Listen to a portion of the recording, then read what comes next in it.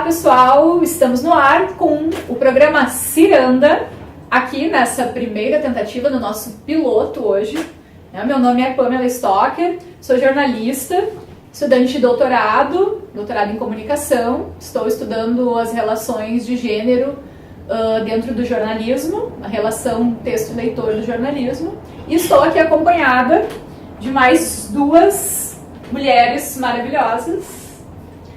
Então, meu nome é Natália Ledurares, eu sou jornalista também, doutora em Ciências da Comunicação, faço agora pós-doutorado em comunicação, em processo de comunicação e consumo, e eu pesquiso basicamente as relações entre comunicação e cidadania, e atualmente, então, eu no meu doutorado pesquisei os enquadramentos sobre prostituição em espaços comunicacionais, e agora pesquiso os ativismos de mulheres migrantes. E eu sou Alice Herzog Rezadori, eu sou advogada, eu sou estudante de doutorado em Direito na URGS e eu pesquiso a relação entre o direito e a travestilidade, como o direito encara as travestis, como categoriza elas e se essa categorização ajuda a reconhecer direitos ou acaba discriminando elas ainda mais. Maravilhosa, é um privilégio estar aqui igual vocês, meninas. Então a ideia do programa é a gente discutir a cada edição uma temática com atravessamento de gênero, né? E hoje a gente vai começar falando um pouquinho sobre uma série publicitária da Molico. Está rodando na GNT, né, Natália? Isso, é uma série que se chama O Valor do Feminino, né? A Humanidade em Mim. E é uma série que é patrocinada pela Molico e está rodando no GNT entre alguns programas. E também, eventualmente, passa meia hora com vários dos mini documentários juntos, né? E é uma série de 2016, né? Isso. Já tem um ano, mais ou menos, e agora tá rodando aí no GNT. Tem um ano, mais ou menos, que ela foi produzida. Eu, pelo menos, não tinha tido contato com ela ainda, né? Não sei se as gurias já... Não. Também não, e não tinha ouvido ninguém falar a respeito ainda. Não tinha visto ninguém compartilhar, não tinha ouvido comentários sobre ela. Então foi a partir da Natália que nós conhecemos e acho que é uma série que vale a pena vocês conhecerem. A gente vai passar agora ao longo do programa alguns trechinhos aí para vocês acompanharem, mas vale a pena acessar, tem todos os episódios disponíveis no YouTube, né? Então é só procurar por Molico, A Humanidade em Mim. A Humanidade em Mim. E são vários mini documentários, né? Eu acho que a Molico teve uma grande sacada.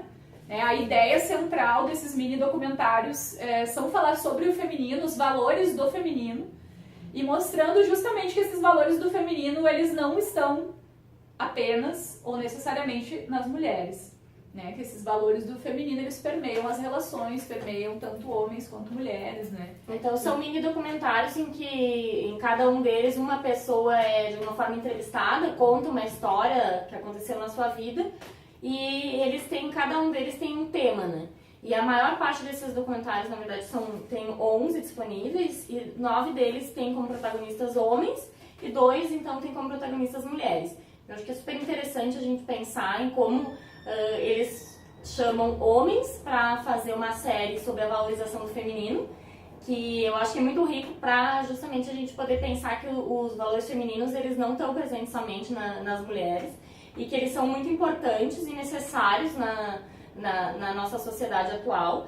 Valores, né, como os valores que eles usam, então, são compreender, acreditar, integrar, acolher, humanizar, ponderar, inspirar, cuidar, sensibilizar, escutar e amparar. Não são só valores que são tradicionalmente ligados às mulheres, mas que são valores que a gente pode pensar como positivos, muito positivos para a vida que a gente tem hoje, uma vida tão cheia de problemas, um mundo que tem tantas coisas a serem melhoradas e resolvidas. Não, eu ia falar justamente que só tem 2 homens, né, para falar, que só tem 2 mulheres para falar sobre os valores femininos, o resto são homens.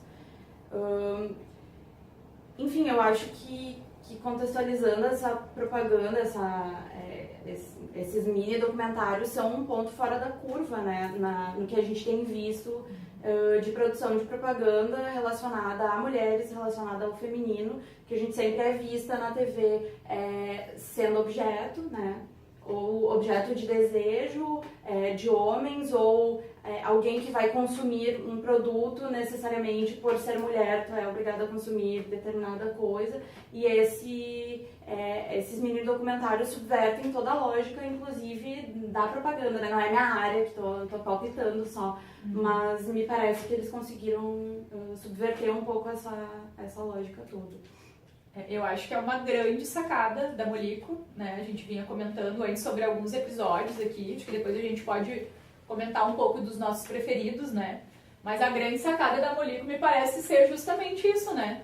Ela consegue sair dessa curva, dessa lógica e vem falar do feminino de uma maneira muito mais, quando a gente vai falar, não associando ao ser mulher, Sim. mas associando aos valores que estão relacionados ao feminino. Né? Então, aproveitando o gancho, acho que cada uma de nós pode falar do seu preferido. Eu tenho 3 preferidos, mas para mim o mais interessante deles é o que fala do acreditar, do valor acreditar. Então tem um depoimento de um rapaz que vai contar sobre um funcionário dele, da empresa, que teve um problema, né? Se envolveu com drogas, teve uma overdose, teve que se afastar da empresa. E 1 ano depois, esse funcionário volta e pede uma segunda chance. E aí, então, nesse depoimento, esse rapaz, ele diz que ele aceita, né, que ele abre espaço, então, para o funcionário voltar para a empresa. E o que acontece é que o funcionário cai novamente nas drogas, né, tem um problema novamente, tem que se afastar novamente e volta pela segunda vez a pedir uma oportunidade. E aí, então, ele acredita, né, ele dá essa segunda chance para o funcionário dele, e diz que parecia muito óbvio que ele não fizesse isso, né? Que a maioria das pessoas não daria essa segunda chance por ter tido a sua confiança quebrada da primeira vez. Mas então no depoimento ele conta, né, o quanto foi importante ele acreditar no funcionário dele, dar essa segunda chance para ele, porque é aí que o cara realmente conseguiu se recuperar, né? Se reerguer, reestruturar a sua vida, e a partir dali o funcionário então segue com ele até hoje e nunca mais voltou a usar drogas, né? O cara era viciado em crack, inclusive. A gente sabe da dificuldade que é para uma pessoa que tem esse tipo de problema. Então esse é um dos meus preferidos, assim, eu acho um dos mais emocionantes. E ele inclusive fala, né, no depoimento que se pergunta e reflete que se não tivesse dado essa segunda chance, talvez essa pessoa sequer estivesse viva hoje, né? Vai saber né? o que teria acontecido. E ele termina falando uma frase muito legal, né? Eu me arrepiei até quando ele falou. Ele fala assim, no fim, nós todos estamos aqui para nos ajudar a voltar para casa, né? A gente tá aqui para se ajudar de alguma forma. Achei muito bonito, assim. Muito emocionante. Ele chora enquanto ele tá contando, né? Então, acho um episódio muito bonito. Recomendo, é a minha recomendação para vocês assistirem.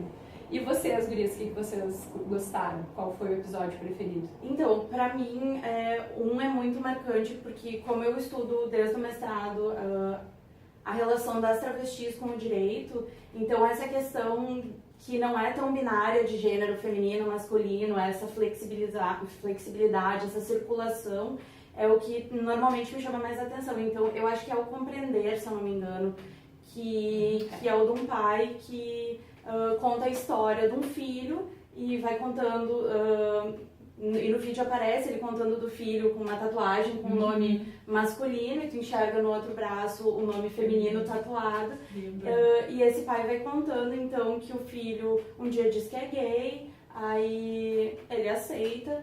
Um tempo depois, o filho dele fala que está se vestindo de mulher e que faz isso há muito tempo, desde a infância, e que já tinha se vestido com roupas femininas na frente da irmã e de amigos. E aí o pai diz, poxa, então, e o que falta para tu te vestir na minha frente, né? Eu quero estar contigo, quero te compreender, quero acolher essa tua identidade feminina. E aí, então, nisso, quando ele conta isso, vai mudando o tom que esse pai vai falando e começa a falar da filha. E aí ele se abre. Muito massa.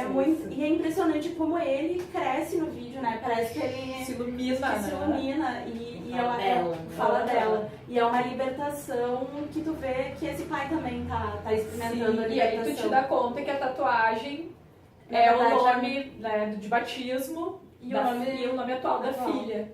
E eu acho que isso é muito legal, tanto para falar quanto como os valores femininos estão ligados também a homens, que homens também podem exercer esse valor feminino, quanto para mostrar que um corpo pode exercer o feminino independente de como ele nasceu. Então, pra mim, esse foi super emblemático, mas eu sou suspeita. E é legal que ele começa falando da infância dele, né? Assim, pai.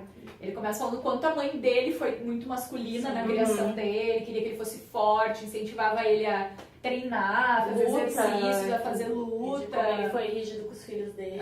Ele fala da criação dele pra falar da relação dele com o filho. E tem uma parte que eu acho linda nesse, gurias, também, quando ele fala assim, eu nunca achei o meu filho um menino corajoso. Mas a Nicole, a Nicole é muito corajosa. Porque olha, pra bancar isso que ela tá bancando, né, tem que ser uma pessoa de muita coragem. Então aí quando ele fala isso, tu vê o orgulho também que ele tá sentindo, né, da filha dele. É muito bonito, também gosto bastante desse. E eu gosto de vários, na verdade eu gosto de todos, mas eu gosto muito de um que o valor é humanizar e que infelizmente está muito difícil de encontrar aqui, a Globo bloqueou, não sei porquê. Eu não consegui ver. E ele é a história de um menino que era muito pobre e que se envolveu com roubo, com tráfico, e aí ele perdeu a melhor amiga dele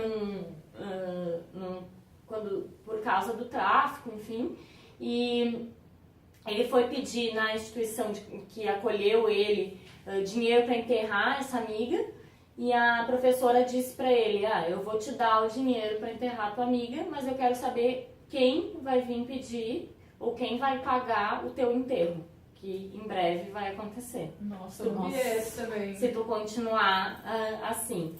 E aí, quando essa amiga falece, a professora fala isso, assim, ele dá um estalo e ele vai trabalhar com jovens, com crianças dessa mesma comunidade que ele vivia, e vai trabalhar com eles, então, e ele consegue, assim, acessar essas crianças de uma forma que não tinha nunca sido feito antes, consegue, segundo ele, né, ele conta, tirar essas crianças da rua, fazer com que elas não estejam mais relacionadas com o tráfico, enfim. E que eu acho muito bonito, então, que é o humanizar, que é um valor feminino para tempos conturbados. E o outro que eu gosto bastante também é o amparar, que é um menino muito jovem, que umas crianças pedem para ele ensinar uma coisa e ele resolve, então, ensinar e conversar com eles, ensinar eles a ler, eu acho que eu já li, mas a estudar, enfim. Matemática e inglês, eu acho que eles queriam estudar algumas coisas, ele começa a dar aula para essas crianças. E é um menino super jovem. Muito jovem. Tava no início da faculdade, eu acho, e aí ele se encanta, essas crianças vão trazendo outros, ele se encanta por um, que é quem até hoje ele é uma espécie de tutor e paga cursos, ajuda, enfim. Ele paga a internet do menino. Eu achei muito pode legal estudar. isso. Ele tá pagando a internet pro menino mensalmente, deu um computador pro menino poder seguir estudando em casa. Adotou, né? Sim, de alguma forma. Eu gosto desse também. Tem um outro que eu acho muito bacana e que faz um gancho muito legal, que é o sensibilizar. Que é, assim, perto dos outros, é a história mais morna, talvez, de todos os mini documentários. Qual é? É um cara que é um empresário e que ele vai contando que ele teve a figura do pai um pouco ausente, porque o pai trabalhava demais, tinha a ideia de que ele tinha que ser o provedor, então ele não dava muito carinho para os filhos, mas ele estava se desdobrando sempre no trabalho para ganhar dinheiro, sustentar a família. E aí, quando ele se vê pai, ele se vê reproduzindo isso, né? Esse valor da masculinidade como provedor, como quem tem que sustentar a casa. E ele se vê fazendo isso e se vê afastado dos filhos, né? E aí, apesar de ser o mais xoxo, talvez a história que não me fez ter vontade de chorar, não me arrepiou tanto, eu acho que traz um gancho pra gente pensar o quanto a masculinidade também é uma forma de opressão para os homens, né? Não só pra gente, a questão do machismo e da construção da masculinidade como é colocada hoje, mas também é uma opressão para os homens, né? Com certeza, porque ela nunca vai ser plenamente... Em algum momento o homem vai falhar. Sim. eu não lembro qual o texto que eu estava lendo sobre isso, e ele fala justamente isso, a masculinidade, da forma como é construída hoje na nossa cultura, ela é tão frágil justamente porque a masculinidade ela é vigiada o tempo inteiro, né? E o homem, ele sempre, em algum momento, ele vai falhar. Imagina, ele precisava ser o provedor, ao mesmo tempo ele precisava ser o bom pai, e para ser o provedor ele acabou não conseguindo ter essa relação. Então ele, de uma forma ou de outra, ele também iria falhar. Então, assim como a gente, né, o ser mulher, hoje também a gente tem uma série de cobranças. Sim, um pouco mais até, né? Bem mais, né? Mas existem também cobranças em relação a essa masculinidade construída da forma como a gente vem construindo. E quando ele se dá conta de que ele está longe dos filhos, ele não consegue mais recuperar esse contato. Eu acho que ele diz que uma com a filha, mas que ele leva ela pra escola por um ano inteiro, ela nem olha na cara dele. E eu acho que ele fala depois que ele se dá conta que essa aproximação, a comunicação é importante também para o trabalho. Sim. E aí eu vi outros vídeos que as pessoas falavam desses valores femininos dentro do ambiente do trabalho, da escuta, da mediação, da comunicação, enfim. E aí eu também fiquei pensando o quanto isso tem a ver com a entrada massiva das mulheres no mercado de trabalho, que hoje, enfim, é inegável, né? E a gente carrega esses valores que a gente é socializada para exercer esses valores, né? E eu não vejo como um ambiente de trabalho hoje consiga se sustentar sem pessoas que façam isso. Então há uma cobrança agora também para os homens que exerçam essas... Mas infelizmente eu acho que ainda quando a gente vê, principalmente as mulheres que estão em postos muito altos de chefia de poder, elas estão ali porque elas têm, em geral, atributos que são masculinos. Muito masculinos. E não esses atributos femininos que ainda não são valorizados. Eles são valorizados talvez em alguns cargos, né? Mas não para ser o chefe. A liderança, ela ainda está associada a valores muito masculinos, né? E os valores femininos continuam sendo, de alguma forma, subordinados, né? Assim, secundários, enfim. Que tem que ter alguém lá que faça esse papel, mas esse papel não vai estar em quem é o chefe. Tanto que as mulheres que chegam, né, nos espaços, mesmo quando vai pensar nas presidentas que existem, todas elas a gente consegue associar aos valores considerados masculinos, né? Que são valorizados enquanto masculinos. E isso tudo que a gente está falando, e essa própria série da Molipa, ela é bem legal pra gente pensar justamente o quanto o gênero, ele atua mesmo de uma forma, como uma categoria epistemológica, né? O gênero, ele tá em todas as coisas do mundo, em todas as relações. Eu acho que fica muito claro quando a gente vai falar sobre isso, né? É claro que existem mulheres hoje ocupando posições de poder, muito mais do que alguns anos atrás. A gente teve a presidenta Dilma, né? A gente vê nas empresas muitas mulheres ocupando essas posições, algumas na política, ainda muito poucas, né? Mas temos mulheres inseridas em cargos de poder, mas são mulheres que detêm características muito masculinas. Aí, usando uma personagem que todo mundo conhece, a própria Dilma. Ela que não tem esse perfil de acolher, né? Ela tem justamente o perfil masculinista, né? Que é objetividade, que é uma pessoa que não... Racionalidade. Então ela tem todo um perfil muito masculino. E quando alguém vai...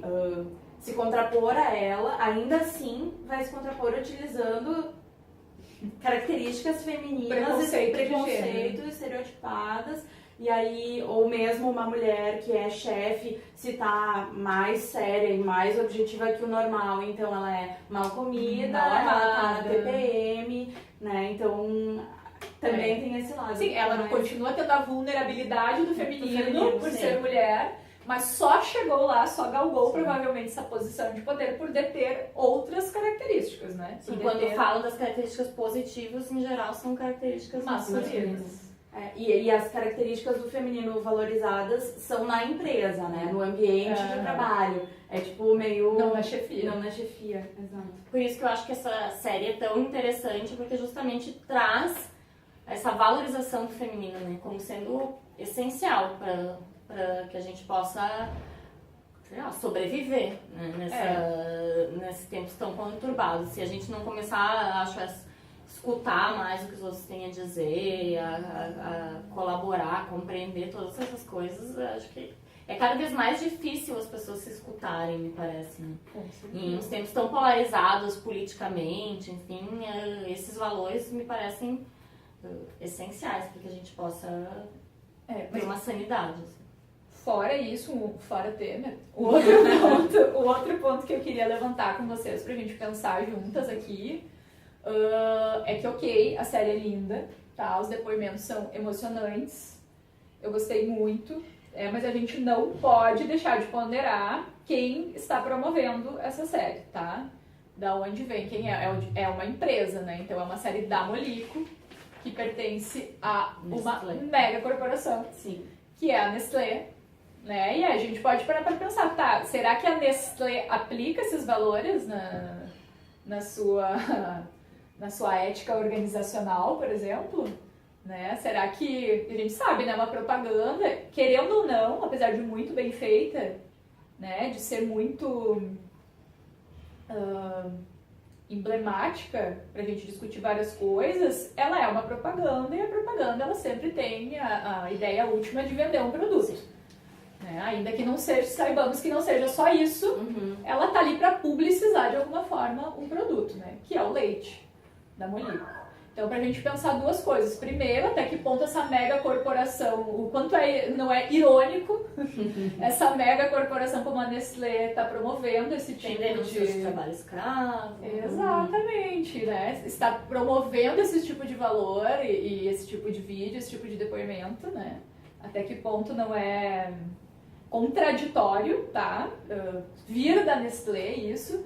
E eu, como feminista e vegana, tenho uma segunda ponderação, né? Em relação à exploração animal. Então, a Molico é uma empresa de leite, né? E existem muitos animais ali dentro dessa mega corporação sendo escravizados para produzir esse leite.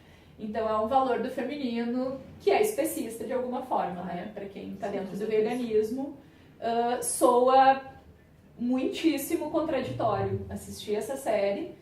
E é um sentimento muito ambíguo, assim, tipo, eu assisti a série, eu tava achando lindo, eu tava me arrepiando, eu tava enchendo meu olho de água e ao mesmo tempo eu tava pensando, poxa, né?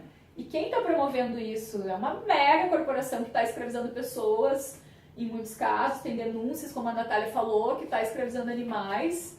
Então, como a gente vive também, o quanto esse sistema no qual nós vivemos, o sistema capitalista, ele absorve, inclusive, os nossos valores, né? Inclusive o movimento para vender um produto. Ele consegue canalizar, ele consegue captar, né, toda uma discussão, todo um refinamento, né, Gurias, de captar essa essência de discutir o feminino e o masculino, mas ela consegue, de alguma forma, inclusive, cooptar as mentes mais críticas, né? Então, assim, quanto é...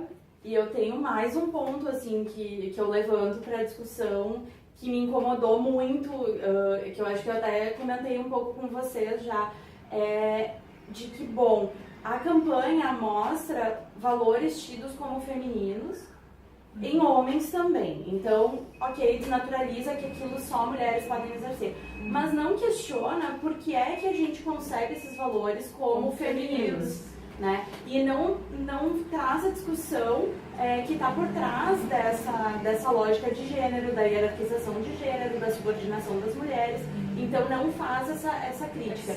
Exato. E também não tensiona a relação do gênero à biologia, ao sexo biológico. Né? Tem aquele que a gente comentou, do pai que tem a filha trans, que até de uma certa forma mostra a flexibilidade do sexo e do gênero. Mas eu acho que isso não entra muito na campanha. Ainda continua a lógica de que mulheres têm valores femininos, homens têm valores masculinos e um pode ter o valor do outro. Não como isso sendo uma construção e uma... Enfim, até relacionada ao poder, à hierarquia, à dominação, enfim. Então, isso é um incômodo que ficou pra mim também. E além disso, como tu falou antes, também a gente pode pensar que tem um recorte de classe, de raça, as pessoas são majoritariamente brancas e também, ao que parece, de classe média, ou mesmo ricos, né, chefes de empresas, enfim. E, então, acho que tem várias coisas que podem ser questionadas, Mas, apesar disso, ainda considerando a publicidade que existe, a forma com que a grande parte das empresas ainda tenta vender produtos associando coisas, objetificando as mulheres, estereotipando mulheres e homens, enfim, acho que é um avanço assim gigantesco, né? Ainda mais com um investimento enorme, porque são programas super compridos para falar sobre isso. E como a Alice falou, no YouTube tem comentários, né, que são super positivos, assim, então eu acho que é bem importante para fazer as pessoas daqui a pouco pensarem um pouco sobre isso, ou mesmo se enxergarem a partir de um outro olhar, né? Pensar em outras coisas, né? Até porque eu acho que mesmo a gente que tem, né, mentes críticas, enfim, a gente estuda isso, a gente foi se desconstruindo, foi abrindo a cabeça aos poucos, né? Talvez para uma pessoa que esteja pela primeira vez entrando em contato com essas questões de gênero, enfim, seja já uma forma de abrir a mente mesmo. Eu vi nos comentários do pai que tem a filha trans, um monte de gente falando, nossa, isso existe mesmo, ai, tem na novela, que bacana, né? Ai, olha que bonito o pai acolheu, ai, me fez pensar. Então, isso tá de uma forma provocando também. Isso é muito importante que a mídia cumpra esse papel também, né? Sim. Porque que é a mesma coisa que o Fantástico faz quando faz aquela série sobre as pessoas trans, que é a mesma coisa que a novela tá fazendo ao trazer de alguma forma. São novos mapas de significado que eles só vão entrar no senso comum, que eles só vão entrar em confluência com as pessoas se forem mostrados. Né? Enquanto a publicidade continuar mostrando mulher pelada objetificada e ninguém fizer nada diferente, a gente vai continuar tendo isso como normal, como aceitável. Então, claro, eu concordo com vocês, gurias, eu acho que é importante nesse sentido, mas é tão difícil poder elogiar uma série, né? Porque quando a gente vê uma coisa boa, não deveria ser assim, olha que coisa triste, né? A gente fica feliz de poder elogiar uma série publicitária, porque a gente vive sentando pau nas coisas, né? Porque afinal tem muita coisa ruim sendo produzida. E dá uma tristeza, né? Porque a gente tem aí pessoas se formando em publicidade, saindo todos os anos ali da universidade, jornalistas, publicitários, né? Estão saindo pessoas mais críticas, cadê essas pessoas? O que elas estão produzindo? O mercado absorve de tal forma que a pessoa cai no buraco negro e não consegue sair da caixa. Então é importante nesse sentido, para mostrar que o Deus mercado também está aberto para outro tipo de discussão, né? Que é possível fazer esse tipo de discussão, inclusive dentro de uma grande corporação como a Nestlé. Há abertura para isso. Né? Mas então tá, agora a gente tem que fazer um intervalo, que o diretor está... O diretor está dizendo que é a hora do intervalo. Já deu o intervalo, e aí nos intervalos, então, em cada programa... Nós ia fazer um brinde, mas a Natália já terminou a cerveja dela. Gente, a gente queria deixar aberta, que a gente não vai mostrar, tá? Que cerveja é, porque estamos abertos a patrocínios. Pra mostrar que mulher também bebe cerveja, tá? Não precisa fazer propaganda só pra homem.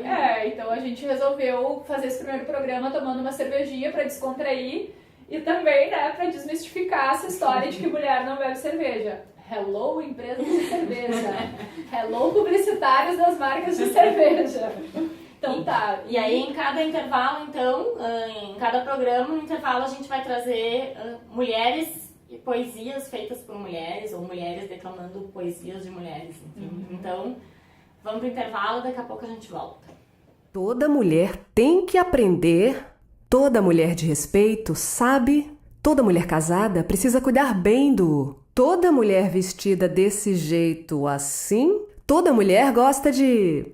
Toda mulher jovem está procurando, toda mulher que se preze busca. Toda mulher um dia vai ser. Toda mulher tem medo de... Toda mulher finge que não quer. Toda mulher adora quando... Toda mulher é uma boa. Toda mulher gosta de... Toda mulher tem que ser... Toda mulher independente usa. Toda mulher adulta deseja. Toda mulher sonha com... Toda mulher prevenida precisa. Toda mulher deve vestir. Toda mulher precisa ter. Toda mulher quer ser. Toda mulher gosta de... Toda mulher gosta. Toda mulher gosta. Toda mulher. Toda mulher. Toda mulher gosta de... Toda mulher. Toda mulher. Toda mulher gosta. Toda mulher. Toda mulher. Olá, pessoal! Estamos de volta. Agora brindando. Dessa vez com cerveja nos copos, não é mesmo? Então, gente, voltamos no intervalinho. Vocês assistiram aí uma poesia da Angélica Freitas no intervalo. A nossa ideia é sempre no intervalo trazer uma poesia, uma declamação, né, para vocês. Então, no nosso primeiro escolhemos uma poesia do Meu Útero do tamanho de um punho. E voltamos aqui ao nosso debate. Acho que a gente vai continuar falando um pouco mais dessas relações da mídia com as questões de gênero e com as mulheres, né? A gente estava lembrando aqui, tentando fazer um panorama mais geral de como a mídia vem fazendo essa abordagem em relação ao gênero. E lembramos aqui de algumas coisas, né, meninas? É porque a gente elogiou a Molico, deu uma certa alfinetada e depois pensando... Sutil alfinetada, mas pensando também o que a propaganda consegue propor de rompimento, né? Até que ponto a propaganda tem potência e qual é essa potência para propor um rompimento e uma discussão de gênero. E aí a gente começou a pensar que por mais defeitos que possa ter a Molico, ela é, assim, o supra-sumo perto do que a gente vê por aí, né? Aí a gente estava elencando alguns casos emblemáticos e eu, por ser do direito, enfim, tenho a referência de alguns que foram judicializados. E o pior, para mim, eu acho que é o da Skol, que, se eu não me engano, foi no verão de 2006, que era a da Musa do Verão, né? Então rolava uma clonagem da Musa do Verão, da gostosona de biquíni, seminua, sedutora, né? Que é uma mulher dentro do padrão, então uma mulher Exato. magra, loira, branca, né, de biquíni, que é clonada.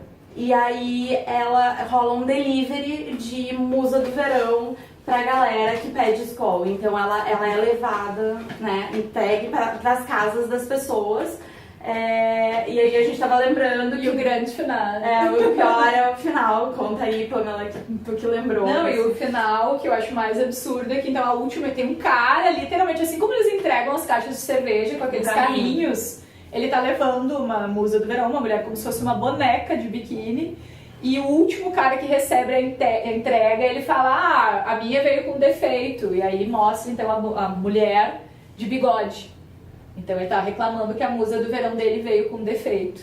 Então essa propaganda gerou várias denúncias no CONAR, né? Sim, no PROCON de São Paulo também. PROCON. O órgão que se colocou, assim, primeiramente foi o PROCON de São Paulo, que viu que essa propaganda trazia a mulher como objeto e como um objeto disponível, né, para o uso dos homens. Então, aplicou uma multa à Skol e a Skol recorreu no Tribunal de Justiça de São Paulo, que manteve a multa. Então, isso foi um caso de grande repercussão. Foi um final feliz, né, gente? A gente sabe que isso nem sempre acontece. Então, tem muitas propagandas que são contestadas, né, que os grupos feministas, enfim, às vezes pessoas entram com ações também e não acontece nada. E é importante ressaltar também que nesse caso da Skol, como bem tu disseste, a propaganda é de 2006. Em 2016 é que saiu a condenação. Uhum. Então, assim, é 10 anos depois. E as propagandas de cerveja que seguem No mesmo estilo, que depois tem, acho que é da Itaipava, que tem aquela mulher que se chama Verão. Vai verão. Não, até um outro adendo que eu queria fazer ainda sobre essa propaganda, tentando ser um pouco mais poliana, assim, vendo o lado positivo. Eu sempre trago essa propaganda, né, nas aulas e palestras, oficinas que eu dou, como um case de, pessoal, tá ruim, mas já foi pior. E sempre que eu mostro essa propaganda da Musa do Verão, eu levo o vídeo para o pessoal assistir e as pessoas ficam muito indignadas. Assim. Eu tenho certeza que não passaria essa propaganda mais hoje.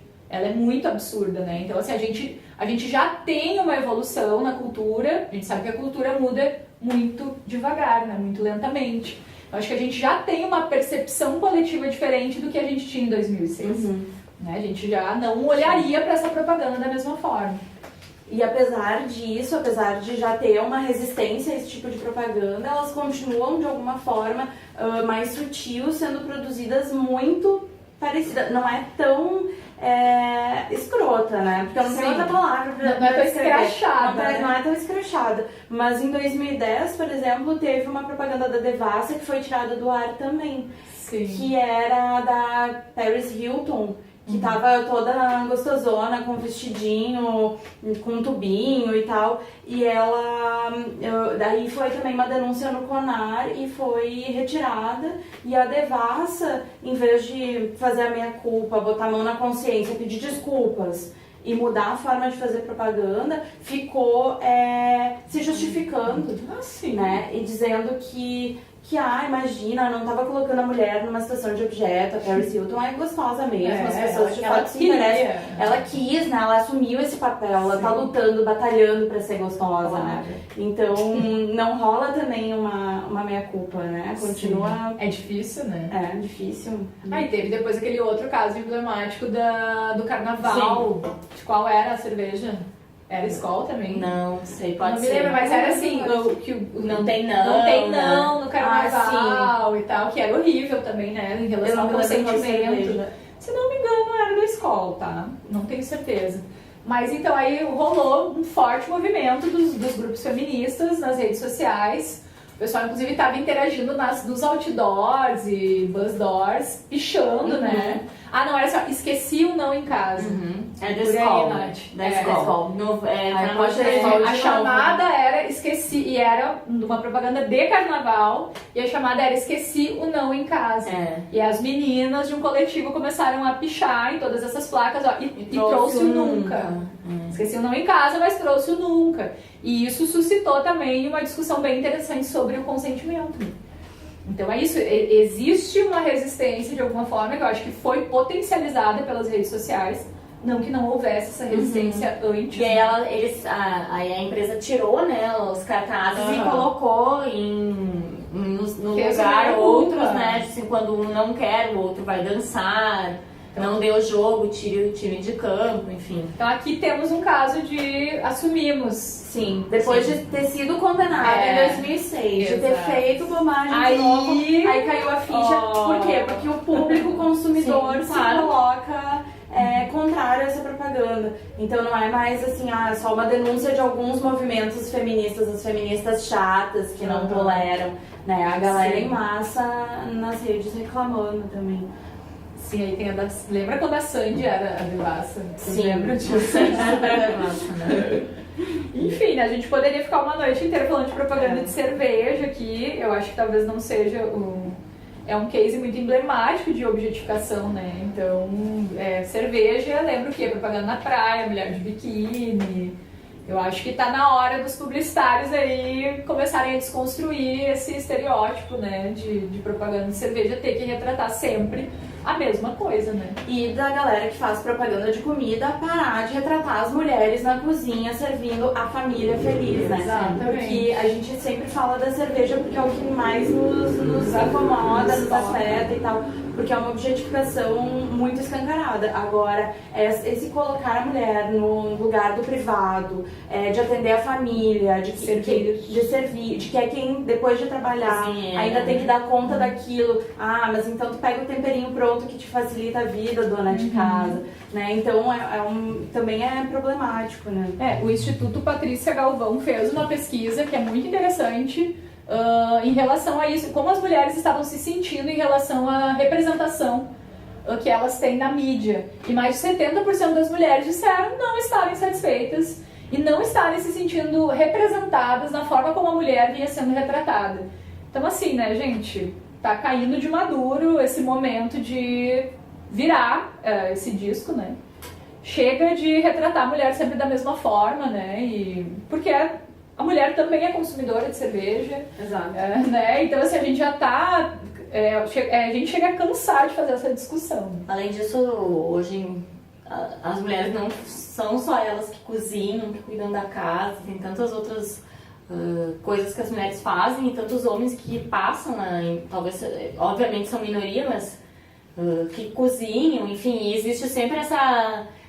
retratar também a mulher cozinha para a família, o homem quando cozinha é o grande cozinheiro, né? O chefe, enfim. E outra coisa, né? E as mulheres negras nas propagandas só aparecem de empregada ou de gostosa na praia, né?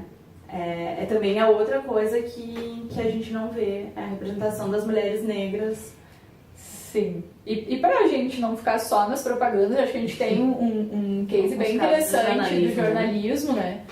Que acho que vem, de alguma forma, se modificando nos últimos anos, né? Não dá pra negar que, de alguma forma, a pauta vem se diversificando e a gente vem abrindo espaço para novos mapas aí de significado relativos ao gênero. Mas a gente teve agora, no Dia dos Pais, um case emblemático, talvez vocês tenham visto, muitas pessoas compartilharam no Facebook, que foi a capa do caderno cotidiano da Folha, né, que trouxe a foto de um homem branco, meia-idade, né, um pai. Era o caderno sobre o Dia dos Pais. Isso. E aí, tu tem a chamadinha? Sim, a matéria Pais conciliam filhos e hobbies. E aí essa é uma matéria com 4 ou 5 pais, em que todas as imagens são as imagens só dos homens, com os seus hobbies, e praticamente não fala dos filhos, fala assim, menciona que eles têm filhos, que os filhos, alguns participam dos hobbies, outros não, e aí a gente fica pensando assim, bom, onde estão os filhos quando os pais têm os seus hobbies de escalar o Himalaia, cuidar das triatlon, cuidar das plantas, coisas que, que é bom que a pessoa possa fazer, mas os pais são mostrados sem os filhos fazendo coisas nas quais os filhos não estão fazendo parte, e quem é que está cuidando desses filhos, né? Enquanto isso, quando se vai falar de Dia das Mães, se mostra sempre a mãe junto com a criança, ou a mãe que cuida da criança, ou o amor incondicional, ou o que a mãe abre mão para estar com os filhos, enquanto que os pais, assim, não, pai, e em um momento da matéria diz assim, além de trabalhar ou prover e cuidar dos filhos, eles também fazem outras coisas. Que bom se todas as mulheres também tivessem tempo de fazer outras coisas, né, ter os seus hobbies. E as mulheres aparecem, né, nesses casos assim como tipo, eu descobri o que é a vida, agora eu sei o que é amor, eu me reinventei depois de ser mãe, e os caras eu continuo sendo um gurizão, fazendo o que eu bem entender, tendo filho ou não, inconsequente, fazendo o que eu quero, escalando Himalaia, plantando, cuidando de tudo, menos do meu filho. Né? A gente vê que na construção da paternidade e da maternidade, o filho tem lugares muito diferentes. Inclusive, esses pais que aparecem, tipo, não é um julgamento pessoal eles podem, de repente, eles cuidam muito dos filhos, mas a matéria não se preocupa em falar sobre o que é ser pai, e sim sobre como as outras coisas que os pais fazem, enquanto que a matéria sobre o Dia das Mães do mesmo ano, desse ano, 2017, a matéria da Folha, o título é Mamães contam como a maternidade transformou suas vidas.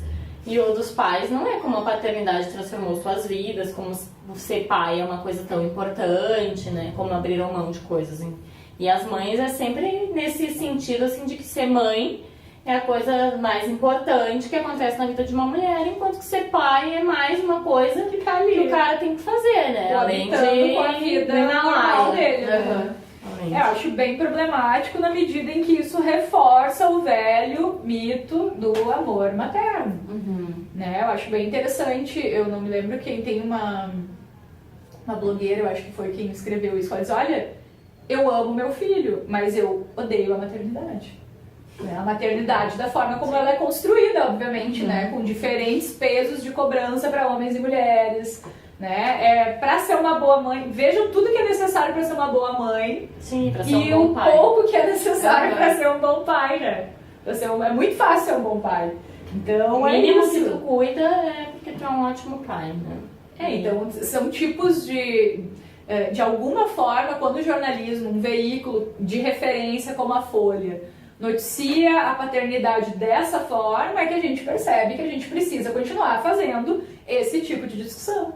Né? Que não é ser chata, que não é ser crítica, mas que ainda a gente continua reforçando e cristalizando determinados estereótipos sobre o que é ser pai, sobre o que é ser mãe, sobre o que é ser mulher, sobre o que é ser homem, né? Então é por isso que a gente precisa continuar falando, né? Ele estava dizendo, a gente fica criticando tudo também. Mas não, né, gente? Precisa criticar, porque senão vai continuar sempre da mesma forma. E aí, para trazer alguns exemplos positivos, né, porque eu também sou poliana, Aquele esforço de ser poliana, no né? Dia dos Pais, o Eu País Brasil publicou um artigo que é escrito, é do Eu País da Espanha mesmo, mas traduzido, né, que se chama Feliz Dia do Pai Feminista, e problematiza a participação desigual dos pais na criação, mostra que ainda os pais participam de forma muito desigual na criação dos filhos, que o papel recai sobre as mães, e traz uma ideia de paternidade positiva, falando sobre como é importante a paternidade ser igualitária, presente, comprometida e equitativa, e que isso traria, então, elenco, inclusive, que isso seria um fator de saúde para as filhas e filhos, também empodera as mulheres, tanto as companheiras ou ex-companheiras, quanto as filhas, né?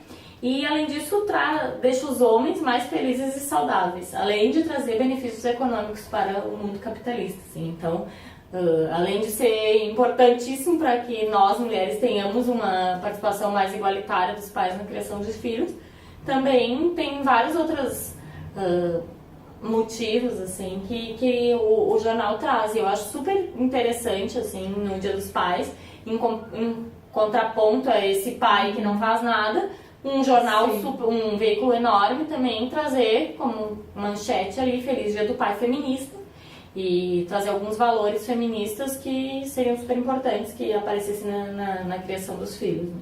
E aí eu fico pensando que para dar conta de uma criação igualitária entre pais e mães, a gente não foge da licença paternidade ser maior, igualitária.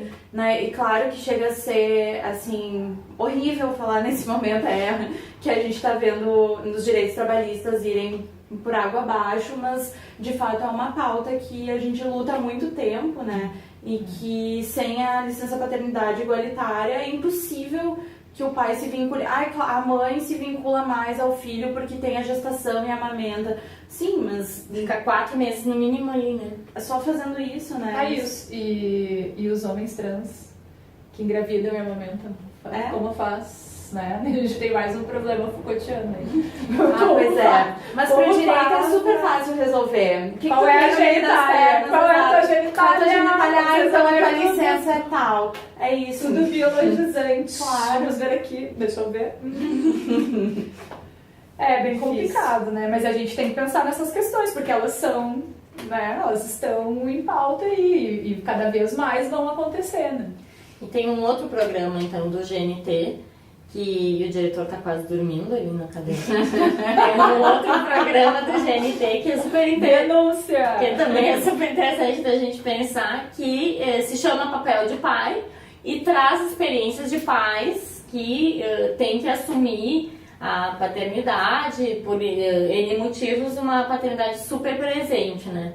E enquanto tem alguns que são... eu assisti alguns e um deles, assim, me chamou um pouco a atenção, porque, tipo, o pai faz tudo que as mães, todas as mães em geral fazem, que a maior parte das mães fazem, e é, assim, também apresentado como sendo, nossa, olha só que pessoa maravilhosa. Que pessoa, né? Mas um outro que eu achei muito legal é que é um casal, um homem e uma mulher, que tiveram 2 filhas gêmeas, e a mulher voltou ao mercado de trabalho e o pai, então, que fica com as crianças, ficou com as crianças anos, e agora ele fica a maior parte do tempo alcança o copo da Natália cuidando das crianças em casa, enquanto a mulher trabalha, assim, que eu acho bem legal também pra gente ver esses outros papéis também que são papéis que existem, só não eram publicizados, né? Claro. Porque assim, pegando o caso pessoal, lá em casa sempre foi meu pai que cozinhou. A minha mãe trabalhava fora, meu pai ficava em casa, então ele que cozinhava, ele que fazia o almoço. Então, gente, isso sempre existiu, né? A gente só não tinha representatividade disso nos meios de comunicação. E eu acho que agora, de certa forma, a gente está tendo essas brechas, né? Esses espaços para falar sobre isso. Como a Natália falou de um programa da GNT, eu queria também trazer à tona o quanto a TV aberta, de alguma forma, vem fazendo isso, né? E que eu acho que é super importante, que a gente sabe que a televisão ainda está presente em quase 99% dos lares no Brasil. Então a gente tem gente que não tem geladeira em casa e tem televisão. né? Então é por isso que eu acho importante, por exemplo, o quão grandioso é o momento em que um programa como o Fantástico, né, que é veiculado em horário nobre, em domingo, traga à tona esses temas, né? E a gente teve esse ano, no início do ano, em março, Fantástico fez uma série de 4 episódios para falar sobre transexualidade. E isso trago aqui para falar porque é meu material de pesquisa, né, do doutorado. Eu analiso os comentários, eu trabalho com os comentários de leitores. Tá? Quem quiser me mandar vibrações positivas, tá, gente? Tô aceitando. Então, eu trabalho essa relação do texto jornalístico com o leitor, né, e que sentidos são produzidos a partir disso. Então, eu vinha colhendo cases da grande mídia desde 2015 e estudando esses comentários. E quando o Fantástico faz esse programa e constrói esse programa de uma maneira muito feminina, né, fazendo um paralelo com a história da Alice no País das Maravilhas, por exemplo, trazendo personagens para falar, mostrando a história de pessoas, né, aproximando essas pessoas, tentando humanizar o máximo possível essas histórias, né. Então o programa ele começa, o primeiro episódio, com a história de uma criança trans. Né? Então, como levar para casa dessas pessoas que talvez nunca tinham ouvido falar em transexualidade, como trazer esse tema tão espinhoso e tão fora do senso comum ainda, né? Então, acho que, apesar de ter várias críticas, assim como a gente teve críticas à Molícula, eu tenho várias críticas à forma como o programa abordou, mas por meio dos comentários eu consigo perceber o quanto esse programa foi importante para despertar a empatia do telespectador em relação ao tema. Então a gente tem muitos comentários de pessoas ali dizendo que se emocionaram. Nossa, eu não entendia, né? Obrigada, Fantástico, por ter me mostrado isso. Eu realmente não sabia que isso existia, sabe? Que legal tu dizer isso, porque eu quando vi, tipo, por pesquisar isso e tal, eu acabo me inquietando com a forma com que é mostrada a verdade. Ontem mesmo a Natália me falou que era isso que tu pesquisava, eu disse, nossa, que bom que o Fantástico fez isso, mas tem a própria nomenclatura, né? Tem uma série de problemas.